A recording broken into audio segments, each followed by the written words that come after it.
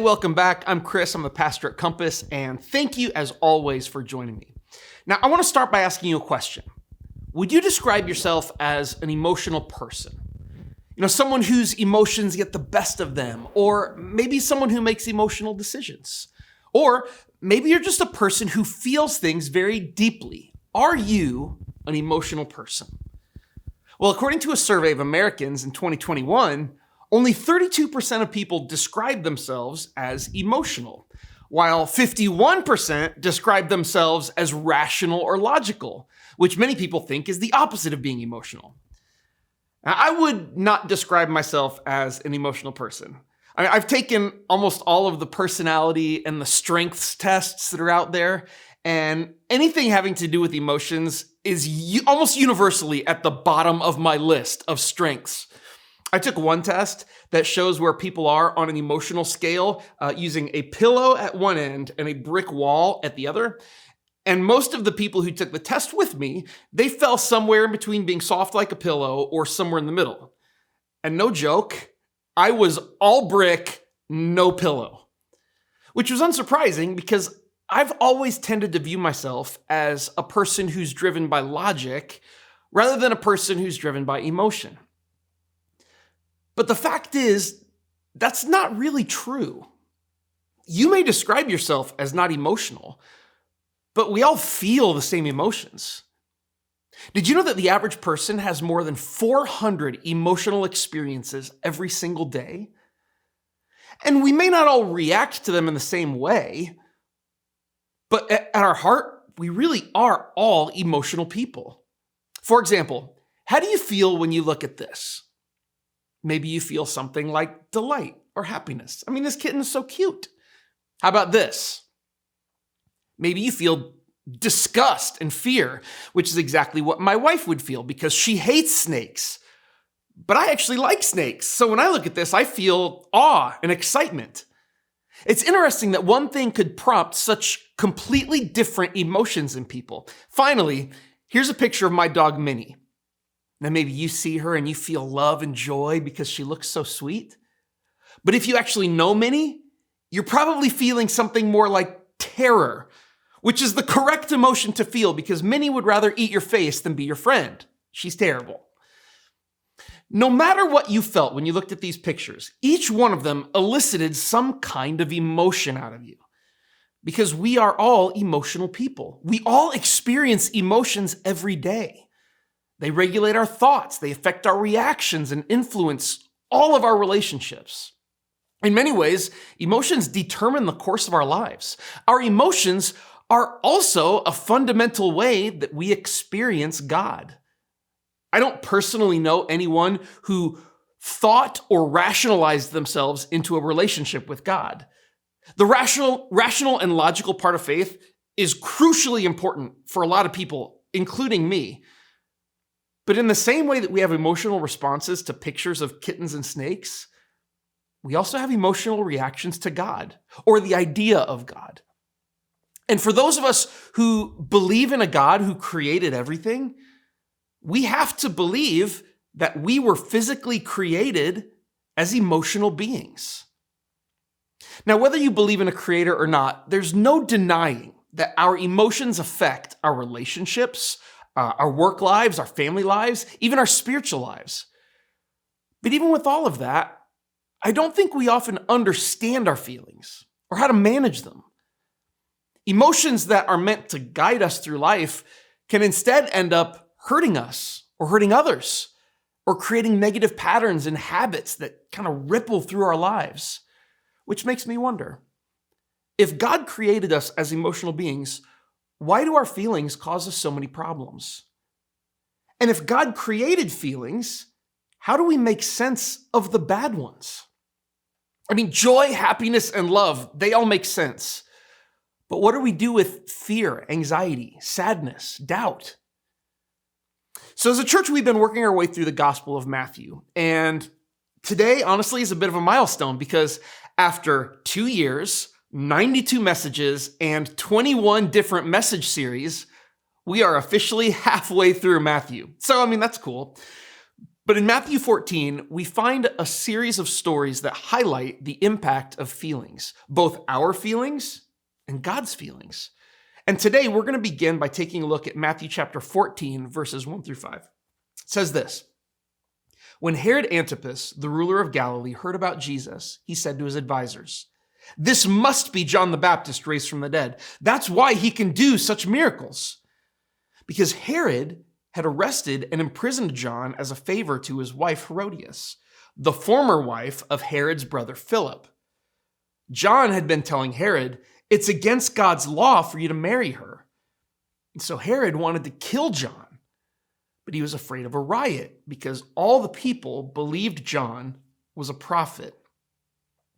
So this story is a little bit of a side path that Matthew takes in order to set up everything that is going to follow. So in this story, Herod's reaction to Jesus when he hears about Jesus' teachings and the miracles, and we talked about this a few weeks ago, but Herod's reaction was based on his relationship with John the Baptist, who is actually Jesus' cousin.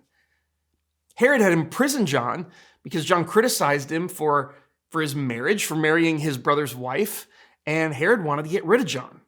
The story continues in verse 6. But at a birthday party for Herod, Herodias' daughter performed a dance that greatly pleased him. So he promised with a vow to give her anything she wanted. At her mother's urging, the girl said, "I want the head of John the Baptist on a tray." Then the king regretted what he'd said, but because of the vow he'd made in front of his guests, he issued the necessary orders. So John was beheaded in the prison, and his head was brought on a tray and given to the girl, who took it to her mother.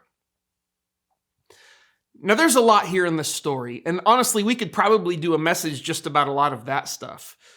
Because you just look at this, and through a horrific series of events, Jesus' cousin John was executed, and he had his head publicly brought out to entertain Herod's party guests. I mean, this isn't just like hearing that your cousin died of a heart attack or a car accident.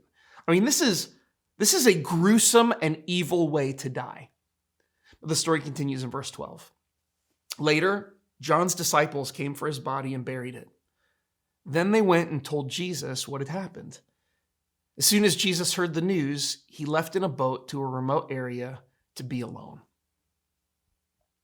So after John's death, his disciples came and they go to Jesus and they tell him what happened. They tell him about the horrible way that John was killed. They told Jesus about how John's head was displayed at a party that was hosted by the ruler of the region that Jesus lived in for the entertainment of his guests. John was Jesus' cousin. I mean, they were the same age. They probably grew up together. It's very likely that John was more like a brother to Jesus than a cousin, and he'd been killed. His body desecrated and mocked. Many of us have experienced the loss of someone we loved.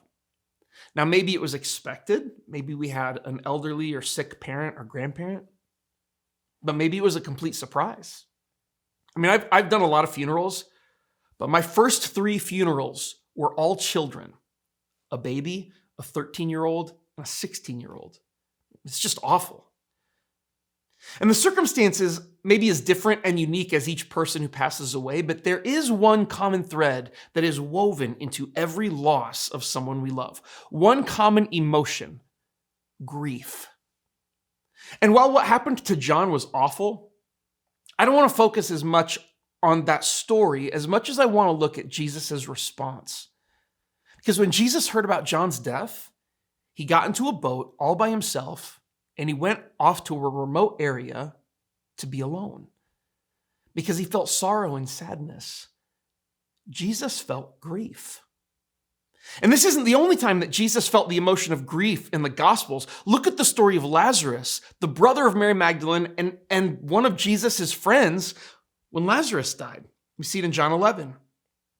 When Mary arrived and saw Jesus, she fell at his feet and said, "Lord, if only you had been here, my brother would not have died." When Jesus saw her weeping and saw the other people wailing with her, a deep anger welled up within him. and he was deeply troubled. Where have you put him? He asked them. And they told him, Lord, come and see. Then Jesus wept. Jesus' friend Lazarus had died. Now we know the end of this story, that Jesus raised him from the dead. In fact, the way that John tells this story, Jesus knew in advance that he was going to raise Lazarus from the dead before he even got there, which makes Jesus' emotional reaction to Lazarus' death so surprising. Because John goes into detail to show us the grief of Jesus at the loss of his friend. A deep anger welled up within him. He was deeply troubled and he wept. He cried. If you've ever lost someone, none of this is surprising. These are the qualities of grief: anger, sorrow, confusion. And they can burst out of us in just these bouts of uncontrollable crying. Not the single tear that you see rolling down someone's face in a movie, but I'm talking about that ugly crying where all of your muscles contract and it's hard to even stand up. I'm talking about real human grief. And that's what Jesus felt at the death of Lazarus. It's also what he felt when he heard about the death of John. Jesus felt and experienced real grief. And there's a reason the grief of Jesus is so important for us to see and to remember. Now, John, who described Jesus' grief, he started his gospel by making something very clear that's relevant to all this. And in John 1 and 14, he says, in the beginning, the Word already existed. The Word was with God, and the Word was God. So the Word became human and made his home among us. He was full of unfailing love and faithfulness, and we have seen his glory, the glory of the Father's one and only Son. So according to John, Jesus was God. And the people who saw Jesus, they saw the full expression of who God is in human form. I mean, the Apostle Paul says it this way in Colossians 1:15 and 19. Paul says, Christ is the visible image of the invisible God. For God in all his fullness was pleased to live in Christ. Jesus was God in all his fullness. If we want to know what God is like, the best picture we have available to us is Jesus. Jesus is God's fullest revelation of himself to us. And John paints a picture of Jesus grieving the loss of someone he loved that is so full and complete that anyone who's experienced grief can recognize it. Jesus felt grief. And followers of Jesus, we follow a God who grieves. So why does this matter? Why is it important to know that God experiences grief? Because it means God feels what we feel. It means he's with us. He understands us. He's not some alien, distant, demanding God, but a close, empathetic God. Think about it this way. As followers of Jesus, we believe God is our creator, that the universe and everything in it is all part of his design. That means our emotions are part of his design. Not just the good ones like love and joy, but all of them. Grief, sorrow, sadness, doubt. And our capacity to experience these emotions, it doesn't come from brokenness. They are not negative emotions that we only feel because we're damaged. They are not feelings we experience just because of our human weakness. Rather, they are built into the core of our humanity because they reflect the image of God. We have a wide range of emotions because God has a wide range of emotions. And all of creation echoes who he is. Look at what Hebrews chapter 4 and 14 says. It says, so then, since we have a great high priest who has entered heaven, Jesus, the Son of God, let us hold firmly to what we believe. This high priest of ours understands our weaknesses, for he faced all of the same testings we do. If you've ever suffered with grief or depression or anxiety, you know how difficult it can be. And maybe you've looked for help in the church. And maybe if you did, you were told this. You were told something like, you need to pray more. The only reason you're struggling with those negative emotions is because you haven't given them over to God. It's almost as if those emotions are a result of us not being close enough to God, as if these are sinful emotions that'll go away and get replaced by holy emotions when we do the hard work of drawing close to God. But that's just not true. Jesus experienced these same emotions. They are both totally human and totally holy. We are emotional beings because God is an emotional being. And while it's true that our emotional experiences may be disordered and imperfect, it doesn't mean God is distant from us when we are in our feelings. Because, and here's the main point today, a God who grieves is a God who understands. Sometimes in our messages, there is a practical takeaway, a go do this type of thing that we can all go and do. But today's different. Our takeaway is not something to do as much as it is something to reflect on. What does it mean that we follow a God who experiences and understands the same emotions we do? Often in life, the best help we ever get is from people who have gone through the same things that we are going through. People who have shared the same experiences that we are experiencing and who have come out on the other side. Those people are often the best guides to help us navigate through those things. People who've suffered trauma can help us through trauma of our own. People who've gone through intense medical issues understand what it's like when we have our own medical issues. People who've experienced grief have the ability to guide us through our own grief. And while our emotions, they really can be disordered and expressed imperfectly, there is a perfect God who understands what you are feeling, and he can help you. He may not take those feelings away. He created them. They are part of how he intends for us to interact with him and with others in the world. But he will help you. When you feel sorrow, grief, anxiety, doubt, you can know that Jesus also felt all of those things and that he's with you. He understands you, and he's there to help you in your darkest moments. Our emotions are carefully designed and given to us by God so that we can experience the fullness of life that's only found in him. Our feelings are both human and holy, but they can only be fully understood in the light of the God who feels them too. So may we be people who embrace our emotions as a gift from God and express them in the ways that Jesus did, in ways that are helpful, not hurtful. And when we struggle to understand what we are feeling and what we're going through, may we go to God for help. May we experience true emotional health and holiness, both in community with God and with his people.